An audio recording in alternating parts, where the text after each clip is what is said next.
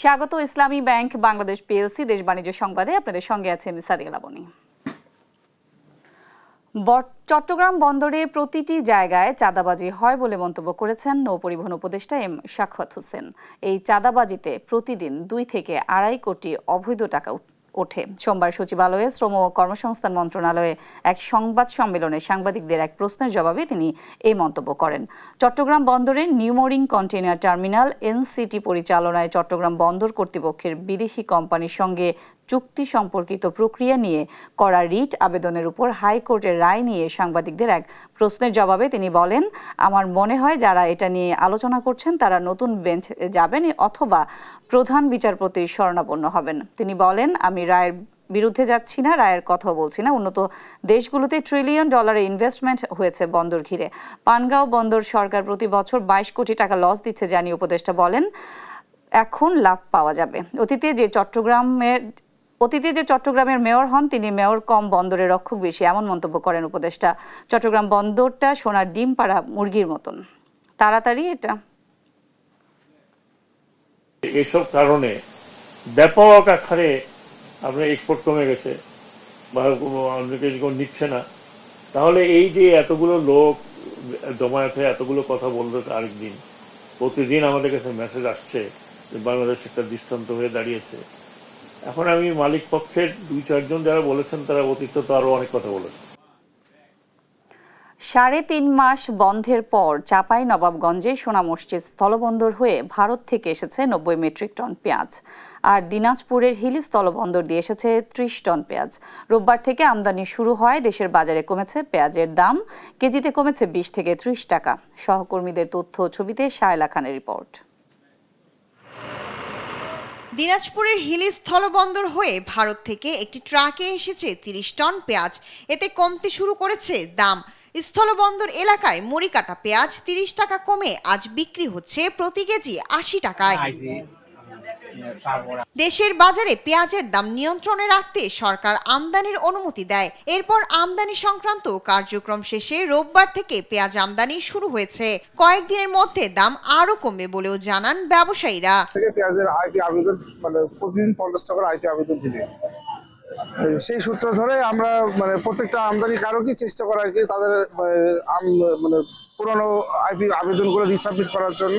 ভারত থেকে পেঁয়াজ আমদানি হওয়ার কারণে কেজি প্রতি 20 থেকে 30 টাকা কেজিতে কমে এখন পেঁয়াজ দেশিটা আপনার 70 টাকা কেজি বিক্রি হচ্ছে, নতুনটা, আর ইন্ডিয়ানটা 80 টাকা। সম্প্রতি সরকার নতুন করে আবার পেঁয়াজের আমদানির উপর নিষেধাজ্ঞা তুলে দেওয়ায় ও আমদানির অনুমতি দেওয়ায় আমাদের হিলি স্থলবন্দর দিয়ে আজকে একটি 30 টন পণ্যের বাহী একটি পেঁয়াজের ট্রাক প্রবেশ করেছে। এদিকে চাঁপাইনবাবগঞ্জে সোনা মসজিদ স্থলবন্দর হয়ে ভারত থেকে 3 ট্রাকে এসেছে 90 মেট্রিক টন পেঁয়াজ। এর মধ্যে এসব পেঁয়াজ থেকে দেশের বিভিন্ন জেলায় সরবরাহ করা হচ্ছে। পেঁয়াজ আমদানির খবরে রোববার থেকেই কমছে পেঁয়াজের দাম। ভারতীয় পেঁয়াজ আমদানি অব্যাহত থাকলে দাম ক্রেতার নাগালের মধ্যে আসবে বলে আশা সংশ্লিষ্টদের। গতকালকে আমি শুনেছিলাম যে এলসি ঢুকবে মাল, এলে কত প্রস্তুতির মাল ছিল 110 টাকা কেজি পেঁয়াজ, এখন বর্তমান 60 টাকা কিলো। সকলে শুনেছি, জানে যে 100 টাকা ইন্ডিয়ান পেঁয়াজ আসছে, এলে গিয়ে পেঁয়াজের দাম কম। 90 টাকা পেঁয়াজ 60 টাকা বিক্রি করেছি। আজকে আবার ওই পেঁয়াজটা আমরা ওই ধরনের পেঁয়াজ আজকে নতুন এসছে, ওগুলো বেশি 55 থেকে 62 বা 60 এর ভিতরে। গতবার একবার লস খাইছি 10 লক্ষ টাকা মতো, এবারও লস হবে। যখন যেরকম সরকার পেঁয়াজ নিয়ে আসছে ভারত থেকে, এবারও লস হবে। শায়লা খান, নিউজ ডেস্ক, দেশ টিভি। দেশের ব্যাংক খাতে কোটি টাকার বেশি আমানত থাকা অ্যাকাউন্টধারীর সংখ্যা ধারাবাহিকভাবে বাড়ছে। চলতি বছরের জুলাই সেপ্টেম্বর সময়ে নতুন করে 784 কোটি টাকার অ্যাকাউন্ট যুক্ত হয়েছে। তবে অ্যাকাউন্টধারীর সংখ্যা বাড়লেও এসব অ্যাকাউন্টে জমাকৃত অর্থের পরিমাণ কমেছে। এ সময়ে কোটিপতি এসব অ্যাকাউন্ট থেকে আমানত কমেছে 59,209 কোটি টাকা। বাংলাদেশ ব্যাংকের সর্বশেষ প্রতিবেদনে এমন তথ্যই উঠে এসেছে। কেন্দ্রীয় ব্যাংকের তথ্য বলছে, চলতি বছরের জুন মাস শেষে ব্যাংক খাতে কোটি টাকার বেশি আমানত থাকা অ্যাকাউন্টধারীর সংখ্যা ছিল 1,27,336টি। সেপ্টেম্বর প্রান্তিকে এ সংখ্যা বেড়ে দাঁড়িয়েছে 1,28,070টি। অর্থাৎ 3 মাসের ব্যবধানে কোটি টাকার অ্যাকাউন্ট বেড়েছে 734টি। এদিকে জুন শেষে কোটি টাকার অ্যাকাউন্টে মোট জমার পরিমাণ ছিল 8,80,772 কোটি টাকা। সেপ্টেম্বর শেষে তা কমে দাঁড়িয়েছে 8,21,562 কোটি টাকা। ফলে 3 মাসে এসব অ্যাকাউন্ট থেকে 59,209 কোটি টাকা কমে গেছে। শুরু হয়েছে 8 দিনব্যাপী এসএমই পণ্য মেলা 2025। এসএমই শক্তি দেশের অগ্রগতি স্লোগানে শুরু হওয়া এই মেলায় রয়েছে 350 স্টল, যার 60%ই নারী উদ্যোক্তাদের। রাজধানীর আগারগাঁয়ের চীনমৈত্রী সম্মেলন কেন্দ্রে শুরু হওয়া এই মেলায় সবচেয়ে বেশি স্টল দেখা যায় পোশাক শিল্পের। এছাড়াও হস্তশিল্প, চামড়া, পাদুকা শিল্প, পাটজাত পণ্য সহ নজর কাড়ছে বিভিন্ন খাতের দৃষ্টিনন্দন সব পণ্য। নিজেদের পছন্দ পণ্য বেছে নিতে ভিড় জমাচ্ছেন ক্রেতারা। আয়োজকরা মনে করছেন, দেশীয় পণ্যকে তুলে ধরতে এই মেলার কোনো বিকল্প নেই। এই মেলার উদ্দেশ্যটা হচ্ছে শতভাগ দেশীয় পণ্যের প্রচার প্রসার, এবং আমাদের যে ক্ষুদ্র মাঝারি উদ্যোক্তারা আছেন তাদের একটা অ্যাক্সেস টু মার্কেট বা তাদের বাজারজাতকরণ যে সমস্যাটা আছে সেইটা আমরা যেন তাদেরকে সমাধান করতে পারি। এবারে দেশ বাণিজ্যের বিশ্লেষণ।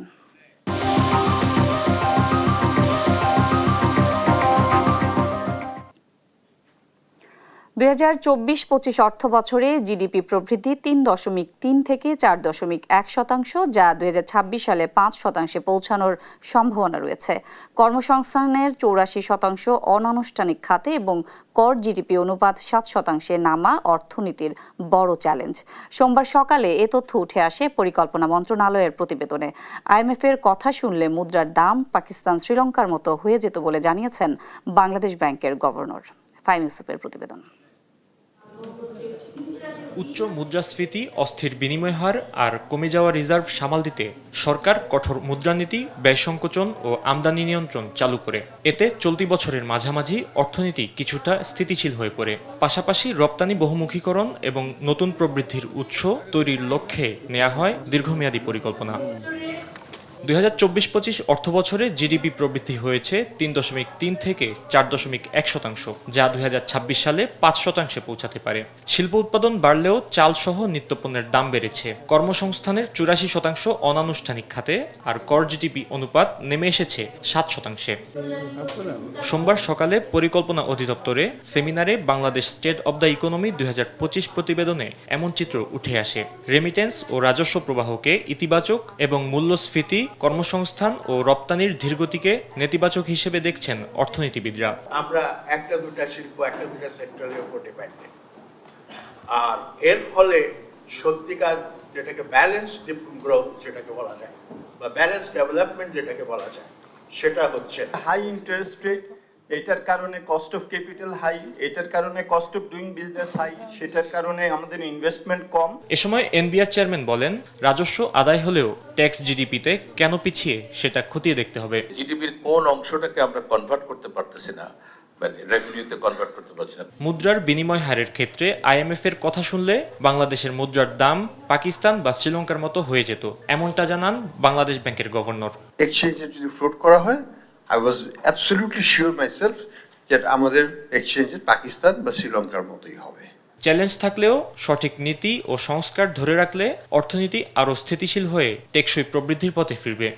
I don't think we are the best economic team without recognizing the confidence that our remittance fighters. সরকার বলছে, নিয়ন্ত্রিত নীতির ধারাবাহিকতা টিকে থাকলে অর্থনীতি ঘুরে দাঁড়াবে। তবে বিশেষজ্ঞদের মতে এটিই বড় চ্যালেঞ্জ। ফাহিম ইউসুফ, দেশ টিভি, ঢাকা।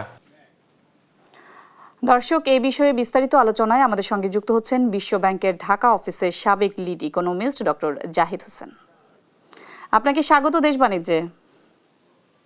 ধন্যবাদ। জি, 2026 সালে জিডিপি 5% পৌঁছানোর পূর্বাভাস দিল পরিকল্পনা মন্ত্রণালয়। বিষয়টিকে আসলে আপনি কিভাবে দেখছেন? এটা যদি অর্থনীতির স্থিতিশীলতা থাকে, আমাদের রাজনৈতিক যে একটা উত্তরণ ঘটতে যাচ্ছে আগামী ফেব্রুয়ারি মাসে, সেটা যদি মসৃণ হয়, তাহলে এই বর্তমানে যে 3.7% থেকে 5% ওঠাটা অসম্ভব কিছু না। এটা সহজেই অর্জিত হবে তা বলা যাবে না, কিন্তু সম্ভব।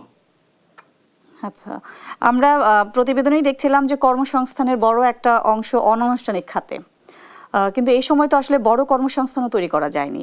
আমরা দেখেছি বেকারত্ব প্রচুর পরিমাণে বেড়েছে। আসলে দুর্বলতাটা কোথায়, আপনার কাছে কি মনে হয়?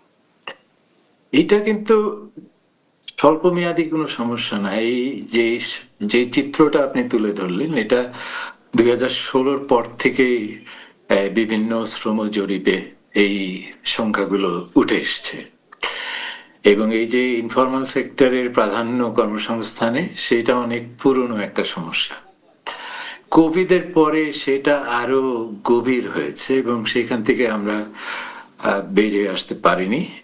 সেটা শুধু গত 1 বছরে না, গত 4-5 বছরের মধ্যে এই ধরনের একটা দুর্বলতা শ্রমবাজারে ছিল।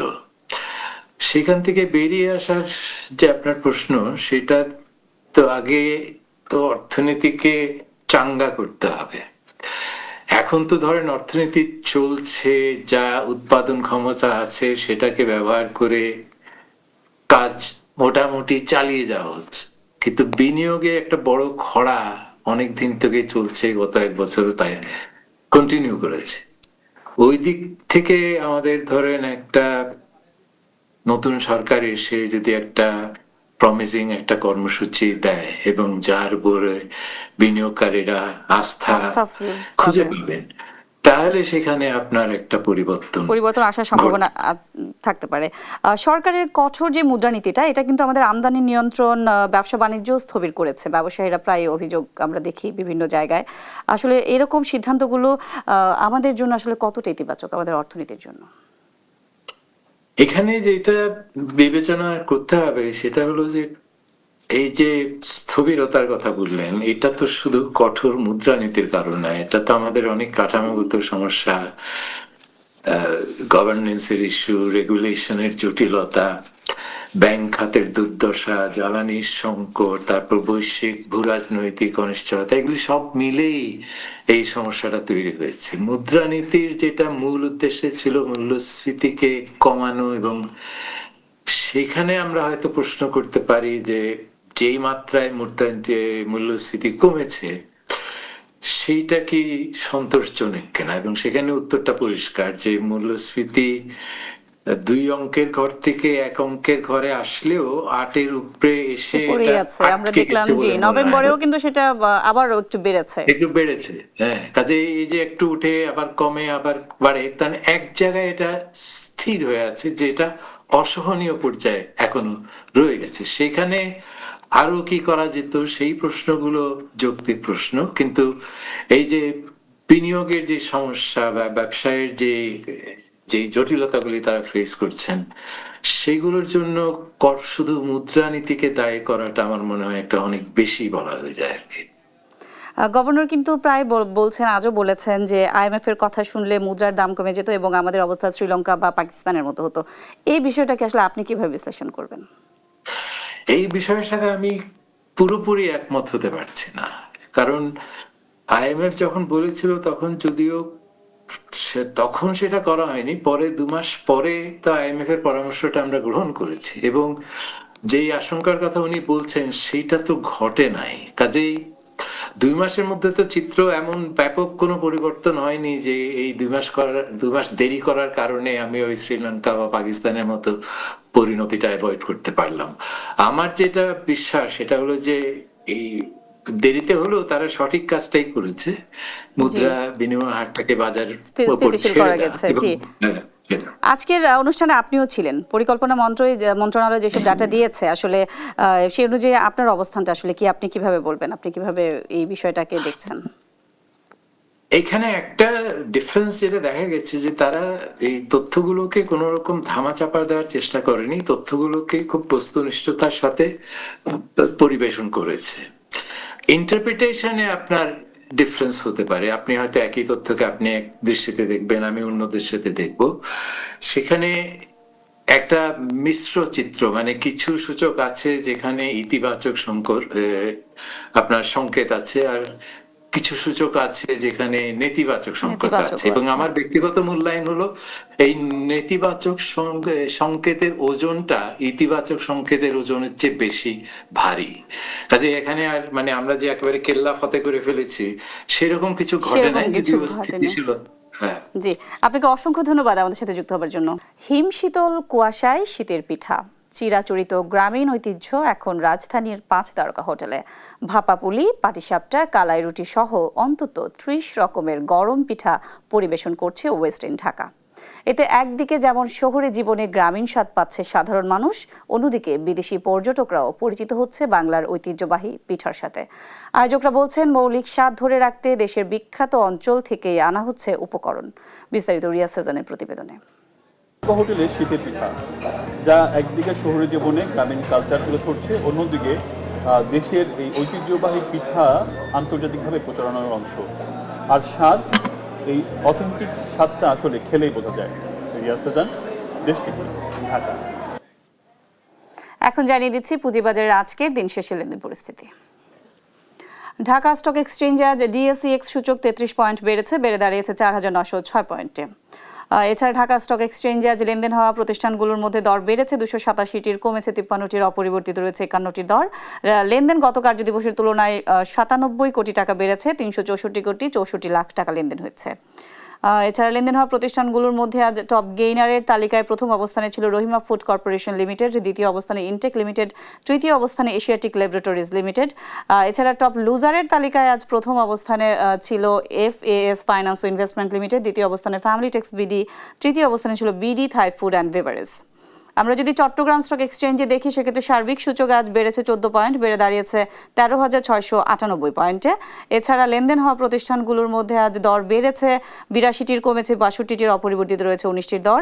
লেনদেন হয়েছে 15 কোটি 76 লাখ টাকা।